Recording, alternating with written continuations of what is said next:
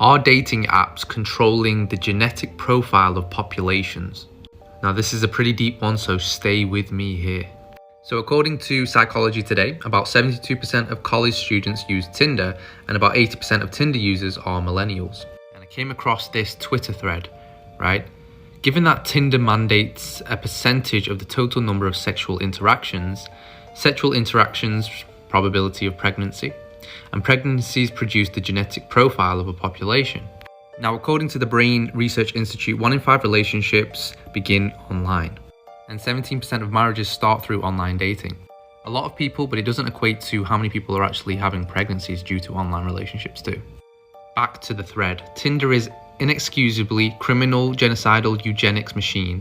No company can be allowed to algorithmically modify the genetic profiles of the world population to their discretion, with no scrutiny or auditing. Dates cannot be subject to private, non-random, deliberate algorithms. But that is essentially what Tinder and these dating apps are, is they're run by algorithms. They show you who is going to come up on the screen next, right? And so he says women are not actually choosing, they can only accept or reject what Tinder has chosen for them beforehand. That power law distribution is at least 50% being solely determined under the discretion of the single company.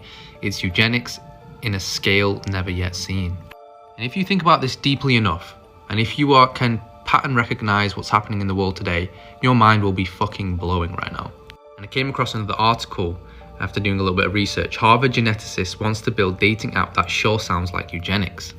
That geneticist is called George Church. Harvard geneticist, renowned for his work on reversing aging, is creating an app that could eliminate human disease for good by matching potential partners based on their DNA compatibility. The app will pair people who have the least amount of risk of creating offspring with illness. Bruv, this is eugenics 101. Right, check this out. So the article goes on to say Church's proposed app will pair potential star-crossed lovers based on their genome sequence, rather than, say, their love of Stephen King novels or affinity for chess. The idea is that if two people will likely produce offspring with genetic mutations, they're not a good match. And who gets to decide this all? Algorithms and people in white lab coats. Ancestry DNA is starting to make a bit of fucking sense now, right?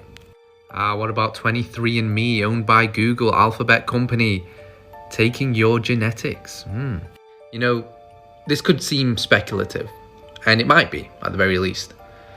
But how many dots need to be connected until we begin to see what is really happening in this world? And all I'm going to say is this is, at the very least, a healthy level of skepticism. Share me your thoughts down below.